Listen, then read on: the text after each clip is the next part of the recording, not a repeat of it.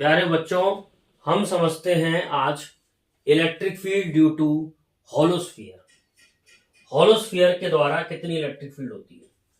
तो हमने ये एक हॉलोस्फीयर लिया हुआ है जिसका जो रेडियस है वो आर है। हमने एक हॉलोस्फीयर लिया हुआ है जिसका रेडियस आर है और इस पे कुछ चार्ज है। हॉलोस्फीयर पे कुछ चार्ज है इसके सरफेस पे। चार्ज हमेशा सरफेस पे रहता है, ये भी पता होगा आपको। हॉलोस्फीयर है, इसका रेडियस कैपिटल आर है और हमने इस पे चार्ज माना है क्यू चार्ज इसके सरफेस पे है और हमें इलेक्ट्रिक फील्ड यहां निकालनी है पी पॉइंट पे एट अ डिस्टेंस आर। ये पॉइंट जो है बाहर लाई कर रहा है, तो हमें इलेक्ट्रिक फील्ड कहां निकालनी है बेटा? आउटसाइड। हमें इलेक्ट्रिक फील्ड आउटसाइड निकालनी है। आउटसाइड वाली कंडीशन को हम आर ग्रेटर देन आर से दिखाते हैं। जब स्मॉल आर कैपिटल आर से बड़ा होगा तो ये पॉइंट बाहर लाई करेगा, तो हमें इलेक्ट्रिक फील्ड हॉलोस्फीयर के बाहर निकालनी है। कितनी इलेक्ट्रिक फील्ड होगी? तो इसके लिए हम गॉस लॉ लगाएंगे और गॉस लॉ लगाने के लिए हमें क्लोज सरफेस मानना पड़ता है। तो हमने जो क्लोज सरफेस लिया है वो स्फीयर लिया है और इस पॉइंट से पास करना चाहिए स्फीयर। ये शर्त होती है कि जिस पॉइंट पे आपको इलेक्ट्रिक फील्ड निकालनी है उस पॉइंट से आपका गॉसियन सरफेस पास होना चाहिए। तो ये गॉसियन सरफेस हमने लिया है हॉलोस्फीयर। अब सबसे पहले हम एरिया वेक्टर मार्क करेंगे। तो एरिया वेक्टर हमने बताया था आउटसाइड नॉर्मल होता है, मतलब सरफेस के परपेंडिकुलर होता है और बाहर की तरफ होता है। फिर हम इलेक्ट्रिक फील्ड का वेक्टर मार्क करेंगे। तो इलेक्ट्रिक फील्ड का वेक्टर मार्क करने के लिए पॉजिटिव चार्ज मान लो, ये पॉजिटिव चार्ज इस पॉजिटिव चार्ज को रिपेल करेगा, तो इलेक्ट्रिक फील्ड का वेक्टर भी बाहर की तरफ होगा। तो इलेक्ट्रिक फील्ड का वेक्टर बाहर की तरफ है। तो ई और डी ए के बीच का जो एंगल है वो यहां पर कितना हो गया बेटा? 0। अब हम क्या करेंगे बेटा? गॉस लॉ लगाएंगे। क्या लगाएंगे? Gauss law. तो पहले गॉस लॉ लिख लेते हैं। गॉस लॉ कहता है ई डॉट डी ए, जितना चार्ज गॉसियन सरफेस के अंदर है वो लेना है, divide by epsilon not. E dot D A Gaussian surface के अंदर जितना चार्ज है डिवाइड बाई एप्सिलॉन नॉट। अब ई और डी ए के बीच का एंगल, चाहे हम पॉइंट यहां पर लें, चाहे हम पॉइंट यहां लें, चाहे हम पॉइंट यहां लें, यहां पर लेंगे तो डी ए इधर होगा और इलेक्ट्रिक फील्ड का वेक्टर भी इधर ही होगा, क्योंकि यहां पॉजिटिव चार्ज मारेंगे तो ये रिपेल करेगा, तो इलेक्ट्रिक फील्ड का वेक्टर इधर होगा। तो ई और डी ए के बीच का एंगल हमेशा ही 0 है। तो E D A cos 0 is equal to Q inside upon epsilon naught. अब हमें क्या करना है कि cos 0 1 होता है, dA का इंटीग्रेशन करना है।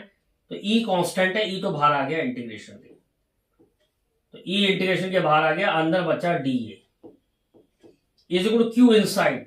सारा चार्ज ही गॉसियन सरफेस के अंदर है, सारा चार्ज गॉसियन सरफेस के अंदर है, तो टोटल चार्ज कितना अंदर है? Q upon epsilon naught. तो E, अब dA मतलब छोटा सा इस पे एरिया और इंटीग्रेशन मतलब टोटल एरिया स्फीयर का, और टोटल एरिया स्फीयर का होगा 4πr² is equal to Q upon epsilon naught. तो इलेक्ट्रिक फील्ड की जो वैल्यू आ रही है वो आ रही है 1/4πε0 क्यू अपॉन r²। तो हमने देखा कि इलेक्ट्रिक फील्ड जो है वो डिस्टेंस के इनवर्स आ रही है। कैसे आ रही है? डिस्टेंस के इनवर्स आ रही है। तो इलेक्ट्रिक फील्ड जो आ रही है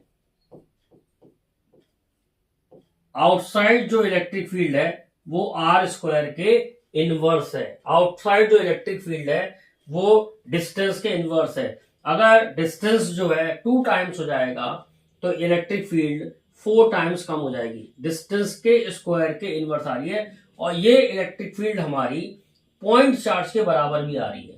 ये इलेक्ट्रिक फील्ड हमारे किसके बराबर आ रही है? पॉइंट चार्ज के बराबर आ रही है। तो हमने ये पहला केस देखा जब हमें इलेक्ट्रिक फील्ड हमें कहां निकालनी है बेटा? बाहर निकालनी है।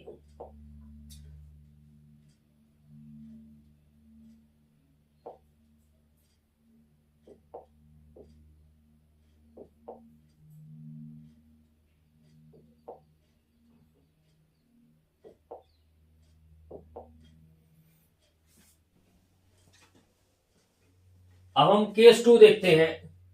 केस 2, जब हमें इलेक्ट्रिक फील्ड निकालनी है एट सरफेस, इलेक्ट्रिक फील्ड हमें बेटा सरफेस पे निकालनी है। तो ये जो रेडियस है, चार्ज जो है तुम्हारा वो सरफेस पे है, सरफेस पे चार्ज है। तो अगेन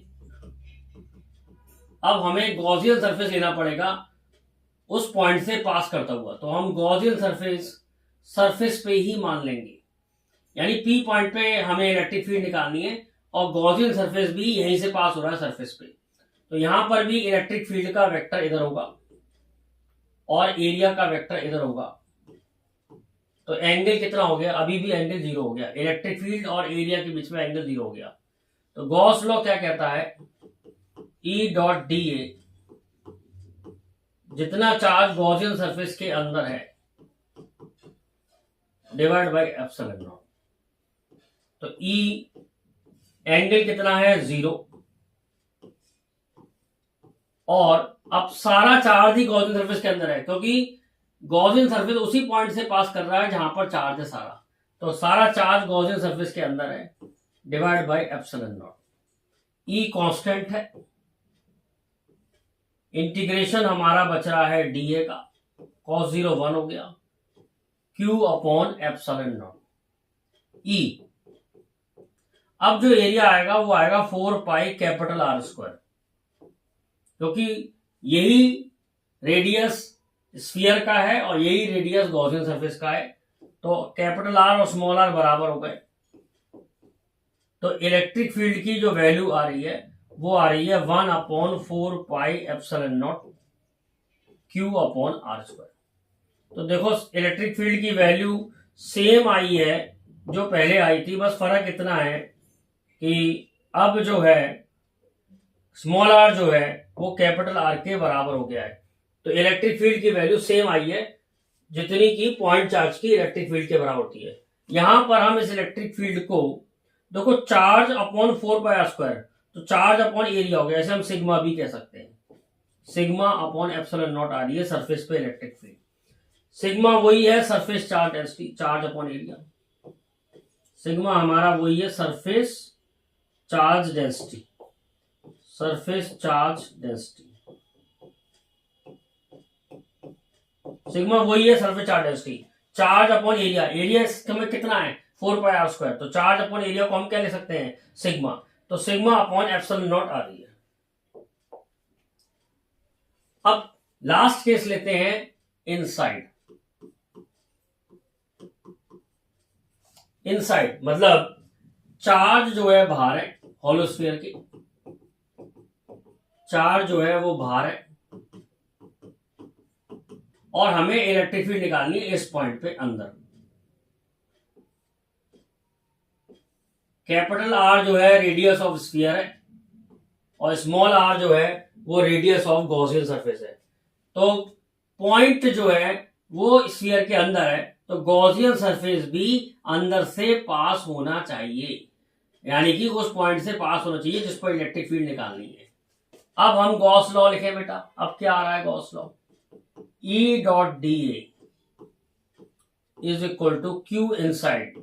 इनसाइड मतलब गॉसियन सरफेस के अंदर कितना चार्ज है। तो गॉसियन सरफेस ये है, चार्ज यहां पर है, तो गॉसियन सरफेस के अंदर कोई चार्ज नहीं है। तो there is no charge inside Gaussian surface. तो चार्ज जो है 0 है अपॉन एप्सिलॉन नॉट। तो integration E dot D A की वैल्यू आ रही है 0। इसका मतलब इलेक्ट्रिक फील्ड की वैल्यू आ रही है 0। तो हमने देखा कि कोई भी इलेक्ट्रिक फील्ड नहीं होती होलोस्फीयर के अंदर, कोई इलेक्ट्रिक फील्ड नहीं होती। अब मैंने जब ये डेरिवेशन स्टार्ट किया था तब मैंने बताया था कि होलोस्फीयर और सॉलिड कंडक्टिंग स्फीयर एक जैसे हैं, क्योंकि सॉलिड कंडक्टिंग स्फीयर में भी सारा चार्ज जो है वो बाहर होगा। सॉलिड कंडक्टिंग स्फीयर में भी सारा चार्ज बाहर होगा और होलोस्फीयर में भी सारा चार्ज बाहर है। इसलिए सॉलिड कंडक्टिंग स्फीयर और होलोस्फीयर दोनों का केस सेम है। अंदर इलेक्ट्रिक फील्ड की वैल्यू 0 आ रही है और बाहर इलेक्ट्रिक फील्ड की value inversely proportional to are square आ रही है। इसका अगर हम ग्राफ बनाना चाहें तो देखो बेटा कैसे बनाएंगे। अगर हम इसका ग्राफ बनाना है, ये हमने अब वो ले लिया, स्फीयर ले लिया।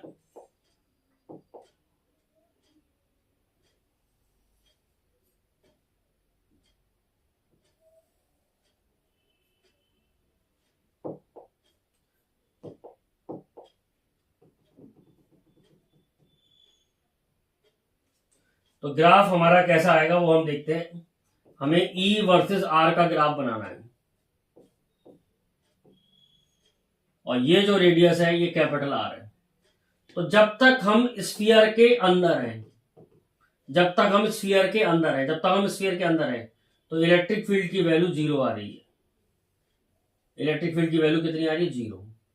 लेकिन जैसे ही हम सरफेस पे आएंगे, यहां पर आएंगे, तो इलेक्ट्रिक फील्ड की वैल्यू कुछ आ जाएगी।